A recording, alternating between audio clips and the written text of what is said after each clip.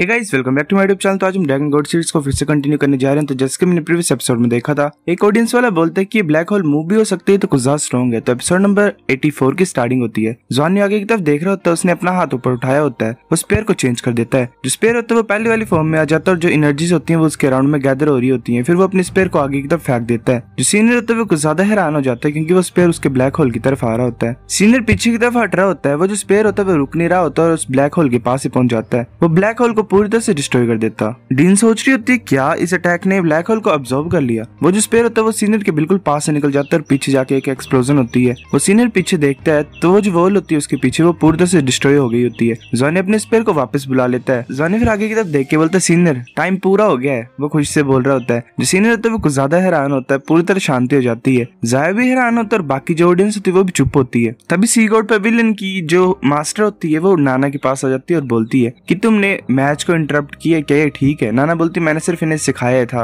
और ये जो मैच है ये स्टार्टिंग से इनके लिए फेयर नहीं था। ये मेरा डिसिपल है तो मैं इसे हारने कैसे दे सकती हूँ। वो जो मास्टर होती है वो जाते हुए बोलती है कि ये तुम्हारे ऊपर ही है। चलो कोई भी प्रॉब्लम नहीं है इसमें, क्योंकि जो सिल्वर ड्रैगन स्पेयर है वो हमारे स्कूल में वापस आ गया है। फिर ऐसे शांति होती है अरेना में। डीन आ जाती है वहाँ पे और बोलती है क्या जो एग्रीमेंट है वो तुम काउंट करोगे उसे? सीनियर बोलता है हाँ। डीन फिर बोलती है ठीक है, मैं डिक्लेयर करती हूँ कि फर्स्ट क्लास जो है वो जीतती है सभी मैचेस को। जाया खुशी से खुश हो जाता है, उसकी आंख में खुशी के मारे आंसू आ जाते हैं। वो बहुत ज्यादा खुश होता है। बाकी सभी जॉनी कैसे उड़ा रहे होते हैं हवा में। टांगो की भी कुछ ज्यादा खुशी होती है। युआनन सोच रहा होता है कि मैंने इसको इतना ज्यादा एक्साइटेड कभी देखा नहीं है। वो सीनियर होता है वो पीछे को देख रहा होता है उनकी तरफ और सोच रहा होता है क्या इनकी ट्रू पावर है। चलो मैं भूल जाता हूँ, वैसे मेरे पास 30 पर्पल बैजेस तो होंगे ही। डिन बोलती है वेट करो, जो प्रॉपर्टी है वो डैमेज हो गई है, तुम्हें रिपेयर फीस को पे करना पड़ेगा जो कि 25 पर्पल बैजेस हैं। सीनियर बोलते क्या रिपेयरिंग कॉस्ट के लिए इतना ज्यादा पैसा नहीं लगता? डीन तुम ऐसा नहीं कर सकते मेरे लिए, मतलब मेरे साथ। डीन बोलती है कि तुम आउटर कोर्ट स्टूडेंट नहीं हो, ठीक है, मेरे पास मत आना। वेल बेचारा।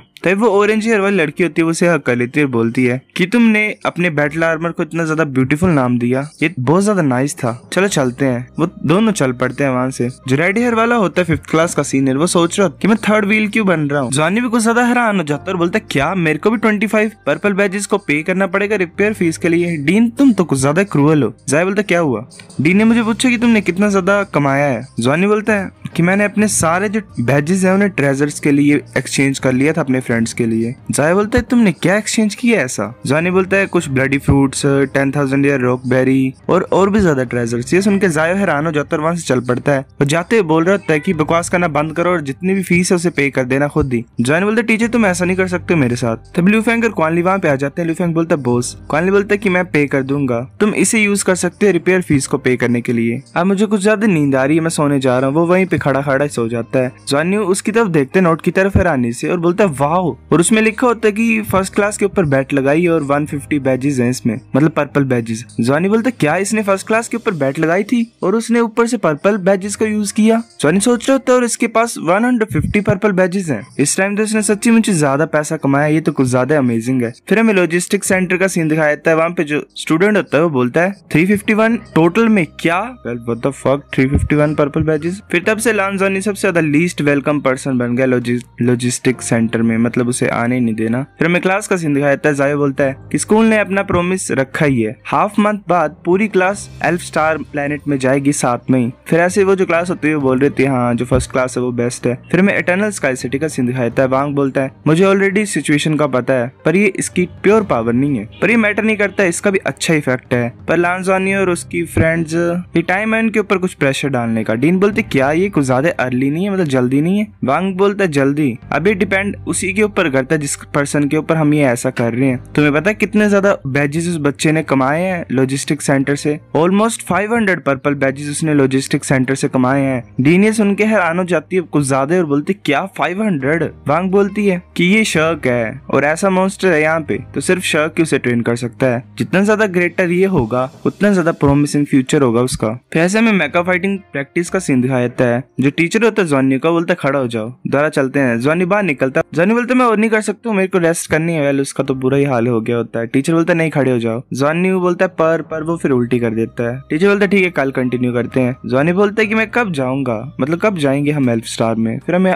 फिर हमें हाफ मंथ बाद का सीन दिखाया जाता है। टाइम था एल्फ स्टार में जाने का। जो टीचर होते हैं बोलते चलो बस में बैठो सभी। जॉनी बोलता ठीक है। वैसे जा रहे होते युआनन टांग्यूकी की तरफ देख रहा होता है। युआनन बोलते तुम भी जाना चाहते हो? टांग्यूकी बोलती है कि मैं सिर्फ देखना चाहती हूँ वहाँ पे क्या है। युआनन बोलता है कि जो एल्फ्स है वो बहुत ज्यादा ब्यूटीफुल और जो लाइफ एनर्जी है वो कुछ ज्यादा रिच है वहाँ पे। युआनन बोलती है कि इसका मतलब अगर फ्रीडम होती है तो रिस्पॉन्सिबिलिटी नहीं होती है। युआनन बोलता है कि तुम्हें ऐसा लग रहा है। टांग्यूकी बोलती मैंने तुम्हें बोला मेरे से बात करने के लिए। युआनन गुस्सा हो जाता है। फिर जॉनी पीछे की तरफ देखकर बोलता है युआनन क्या हम सीट्स को स्विच कर सकते हैं? मतलब तुम कर सकते लिu फेंग के साथ। फिर लिu फेंग टांग्यूकी के साथ बैठ जाता है। टांग्यूकी बोलती है कि तुम्हें भी लगता है कि मैं अनरीजनेबल हूँ, मतलब सही बातें नहीं कर रही हूँ यहाँ पे। लिu फेंग बोलता है मैं क्वालिफाइड नहीं तुम्हें जज करने के लिए, पर मेरे को ये लगता है कि अच्छा होता है मतलब शांत रहना, ज्यादा गुस्सा नहीं करना। टांग्यूकी बोलती क्या गुस्सा नहीं करना? लिu फेंग बोलता तुम जैसे वैसे रहो। टांग्यूकी बोलती क्या तुमने ये ट्राई किया था खुद के ऊपर? लिu फेंग बोलता पहले मेरा टैलेंट बहुत ज्यादा बुरा था, हार्ड वर्क करके मैं जहाँ पे मैं पहुंचू वहाँ पे पहुंच सका हूँ। मैं बस यही करना चाहता हूँ कि जॉनी के साथ रहूं और उसके साथ स्ट्रॉन्ग बनूं। तुम्हारे पास गोल नहीं है? टांग्यूकी चुप होती है। लिu फेंग बोलता है कि तुम्हारे पास गोल नहीं है तो अपने गोल को सेट करो। तुम गॉड बनना चाहती हो? टांग्यूकी बोलती है गॉड बनना ये बहुत ज्यादा मुश्किल है। अकेली पावर है नहीं, लक और चांस भी चाहिए उसके लिए, और लक और चांस भी उन्हीं के लिए होते हैं जो प्रिपेयर होते हैं। अगर ऐसी बात नहीं है तो क्या इसे हम फिर भी गोल बोल सकते हैं? तुम ज्यादा मेरे से अच्छी तरह से सोचते हो, चलो मैं ट्राई करूंगी। फिर हमें शक एरोस्पेस सेंटर का सीन दिखाया जाता है। वांग होता सामने बोलते हैं हम एल्फ स्टार में जाने के लिए तैयार हैं, पर पहले जाने से पहले कुछ चीजें मैं तुम्हें बताना चाहता हूँ। मैं वांग टियानी हूँ, मैं वाइस मास्टर हूँ सी गॉड पेविलियन का, जो तुम्हारा टीम लीडर होगा इस बार का। और ऑफ कोर्स जो सबसे ज्यादा इंपॉर्टेंट चीज है इस सेरेमनी में वो बीस्ट गॉड डी टियान को देखना है, जो कि गॉड लेवल में ब्रेक थ्रू करने की कोशिश करेगा। ये कुछ ज्यादा इंपॉर्टेंट है क्योंकि बीस्ट गॉड डी टियान ब्रेक थ्रू कर पाएगा कि नहीं ये इंपॉर्टेंट है। ये एक ग्रेट चांस है तुम सभी के लिए, ताकि तुम फिर चेंजेस को फील कर सको लॉ ऑफ हेवन और अर्थ में कैसे होते हैं। अगर ये फेल हो जाएगा ब्रेक थ्रू करने के लिए तो वो एक स्पिरिट साउल में कन्वर्ट हो जाएगा। अगर बीस्ट गॉड डी टियान तुम्हें चूज कर लेगा तो तुम डेफिनेटली गॉड लेवल तक कल्टीवेट कर पाओगे। वांग बोलता है कि एक और चीज मैं बताना चाहता हूँ, सेरेमनी के अलावा तुम बाकी अपनी खुद की स्पिरिट साउल को भी चूज कर सकते हो वहाँ पे, पर जो साउल बीस्ट है वो खुद तुम्हारे पास आएंगे अगर वो तुम्हारे स्पिरिट साउल बनना चाहते हैं तो। वेंकिन बोलती है ये तो कुछ ज्यादा रेयर अपॉर्चुनिटी है। जॉनी बोलता है एक्सक्यूज मी क्या मैं क्वेश्चन पूछ सकता हूँ? वांग बोलता है बोलो। जॉनी बोलता है तुमने बोला कि अगर बीस्ट गॉड डी टियान की स्पिरिट सोल हमें ज्वाइन करेगी तो हम डेफिनेटली गॉड बन सकते हैं, पर बीस्ट गॉड डी टियान क्यों नहीं गॉड बन सकता है? वांग बोलता है कि जो बीस्ट गॉड डी टियान है उसे लॉ ऑफ यूनिवर्स सप्रेस करके रख रहा है, दबा के रख रहा है, तो वो गॉड लेवल तक ब्रेक थ्रू नहीं कर पाएगा। उसने ऑलरेडी 8 बैप्टिज्म को एक्सपीरियंस किया है, वेल शायद पता नहीं ब्रेक थ्रू एक तरह से। इसकी जो पावर है वो ऑलरेडी ऑर्डिनरी गॉड से ऊपर की है। अगर वो स्पिरिट सोल बन जाएगा तो वो डेफिनेटली बेनिफिशियल है तुम्हारी खुद की ग्रोथ के लिए। जॉनी बोलता है शुक्रिया एल्डर। फिर ऐसे वो चल रहे होते शिप में, अनाउंसमेंट होती है कि अपनी सीट में बैठ जाओ। जो शिप है वो टेक ऑफ करने लगी है। वो फिर ऐसे उड़ रहे होते हैं। जॉनी सोच रहे तो स्पिरिट साउल, क्या मैं अपनी खुद की स्पिरिट साउल पा सकता हूँ? फिर हमें बताया जाता है कि जो एल्फ स्टार है वो कुछ ज्यादा दूर है डालो स्टार प्लेनेट से। 15 दिन लगते हैं वहाँ पे पहुंचने के लिए। लांजानी ने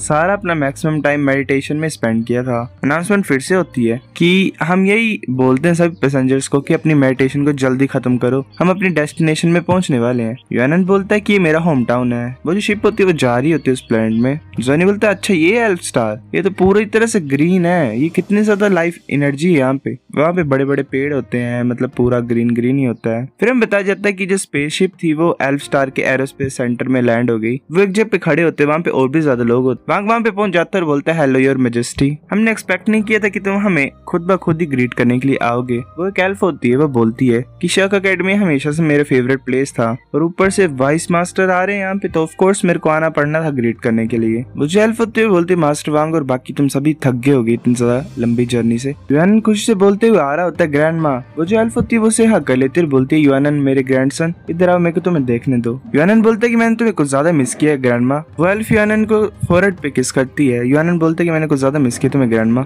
तब एक और वहाँ पे पर्सन आ जाता है, बोलता है हेलो जाओ वांग, कुछ ज्यादा टाइम बाद हम मिल रहे हैं ना? वांग बोलता है हाँ कुछ ज्यादा टाइम हो गया सीनियर वान या वांग, वान बोलेंगे इसे। वान बोलता है क्योंकि बीस्ट गॉड अकेले मतलब अपनी फाइनल प्रिपरेशन नहीं कर सकता तो मैं यहाँ पे आया हूँ, और सेम टाइम पे मुझे माफ कर दो कि जो बीस्ट गॉड है वो खुद यहाँ पे नहीं आ सकता तुम्हें वेलकम करने के लिए। वांग बोलता है सीनियर वान तुम कुछ ज्यादा पोलाइट हो। वो जो एल्फ होती है वो बोलती है मास्टर वांग और बाकी जो भी फ्रेंड्स हैं मेरे साथ आओ, और तुम कुछ ज्यादा दूर से आए तो प्लीज मेरे को फॉलो करो। वो एक जगह पे जा रहे होते हैं। वो बोलते कि तुम्हारा वेलकम है एल्फ स्टार में। हमें फिर एक जगह का सीन दिखाया जाता है। वहाँ पे फिर हमें बताया जाता है कि जो एल्फ क्वीन थी वो युआनन को अपने साथ लेके गई। बाकी जो भी स्टूडेंट थे उन्होंने वान को फॉलो किया। वो एक जायंट सोल बीस्ट को राइड कर रहे थे एज अ टेलीपोर्टेशन। वो एक बहुत बड़ी बड़ी बफेलो होती है। जॉनी बोलते वाओ ये प्लेस तो हेवंस की तरह लग रहा है। मैंक्विन भी बोल रही होती है हाँ ये कुछ ज्यादा ब्यूटीफुल है। सो गाइस एपिसोड नंबर 84 इतना था। अगर आपको वीडियो पसंद तो लाइक करो, नहीं बेफिक लाइक कर दो, शेयर करो अपने दोस्तों के साथ, कमेंट करके बता अगर आपको वीडियो कैसी लगी है। सब्सक्राइब करो। तब तक के लिए बाय बाय।